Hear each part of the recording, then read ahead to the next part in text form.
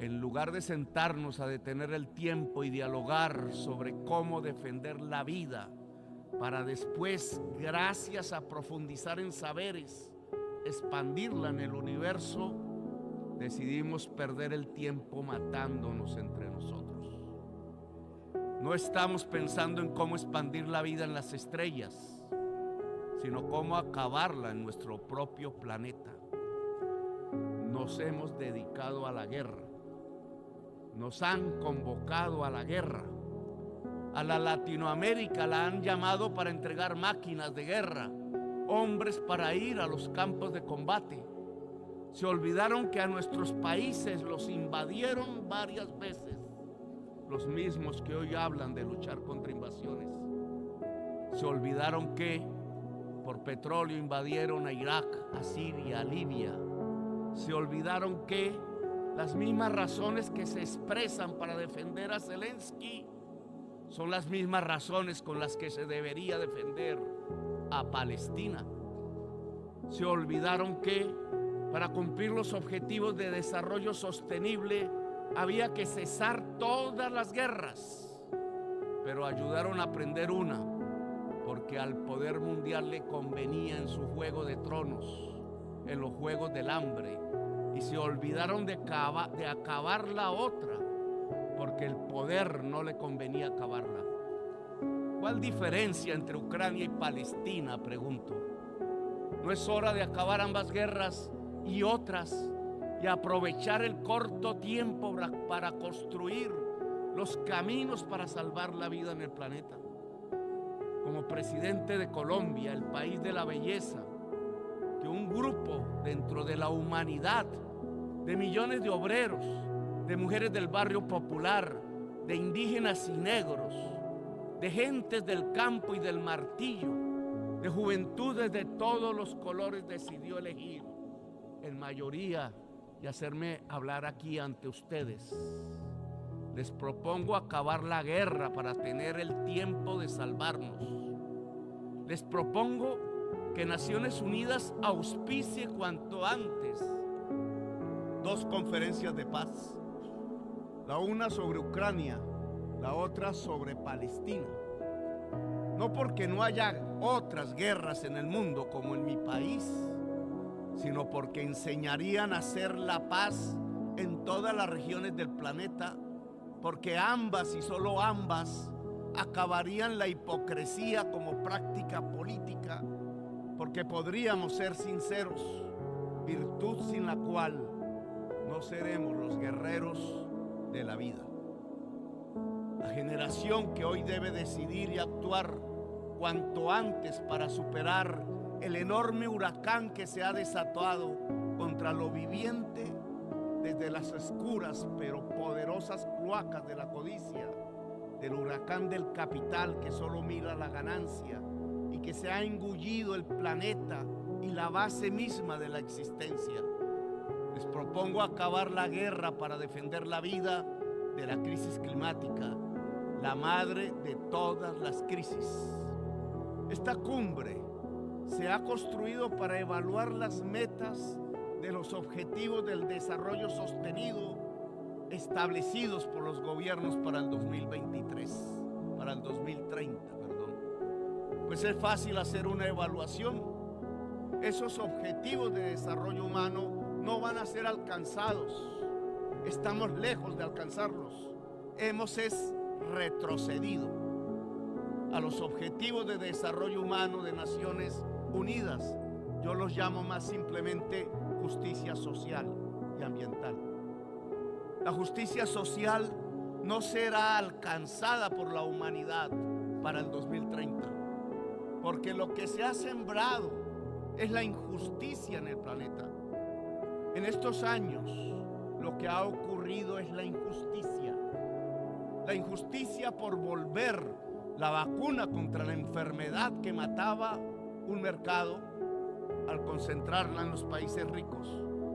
América Latina puso el 26% de los muertos por COVID, cuando solo es el 8% de la población mundial.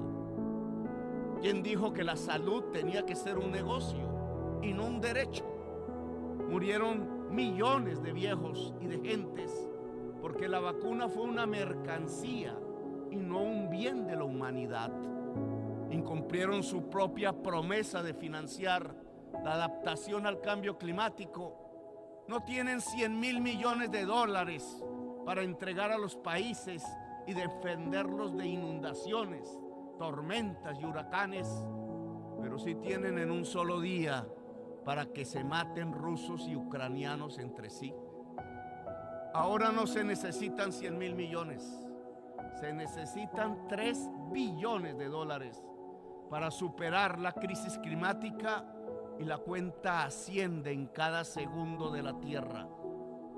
Sembraron injusticia, señores, y por detener a campesinos cultivadores de cannabis y hoja de coca, en vez de enfrentar la soledad en que viven las juventudes de sus propios países, los países del mayor poder económico y militar de la historia de la humanidad, entonces han pasado a las drogas de la muerte, al fentanilo.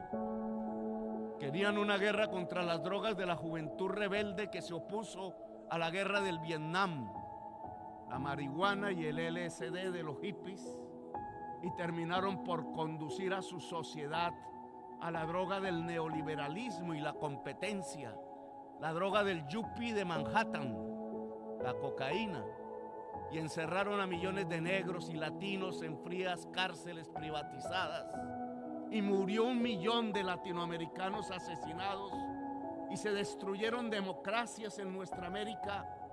Nunca cogieron preso al yuppie de Manhattan, y ahora se enfrentan al gran resultado de la prohibición de las drogas, el fentanilo, que ya no mata 4,000, sino 100,000 jóvenes al año en los Estados Unidos. Sembraron injusticia, señores. La peor de todas, condenar a la humanidad a la guerra. Por eso hoy el balance de la justicia social en el mundo es tan malo. El problema es que este no era un asunto de socialistas, de progresistas, sino que era un asunto en donde se iba el tiempo de la vida en el planeta. Les propongo como presidente del país de la belleza, para recuperar el tiempo perdido, 2 simples cosas: acabar la guerra y reformar el sistema financiero mundial. De las conferencias de paz de Ucrania y Palestina, deberíamos salir a construir una reforma que ya debatimos allá en la selva amazónica, donde el río más grande de la tierra, que ha cruzado la selva más grande de la tierra, se junta con el mar. Y la discutimos en Brasilia, y fuimos hasta Kenia a juntarnos con los hermanos pueblos del África Negra, de donde venimos en tiempos de otra de las grandes injusticias del poder, la esclavitud. Y nos fuimos a París para ver si aún multitudes gritan por la libertad, la igualdad y la fraternidad. Y fuimos a Washington a hablar con el presidente y mirar si volvemos a encontrarnos los pueblos del norte con los del sur de las Américas, recordando que antaño, hace más de 2 siglos, nos encontramos en la historia para hablar de libertad, de igualdad, de democracia y de república. Y hablamos en todos los tonos sobre ir a la raíz del problema de la crisis climática y a su solución. Si el capitalismo fósil no tiene financiación, morirá. Duros serán sus estertores, pero es necesario para que exista una humanidad y una naturaleza y una vida. Habrá que financiar el capitalismo descarbonizado. Desde ya sabemos que el capital verde se moverá solo donde haya ganancia.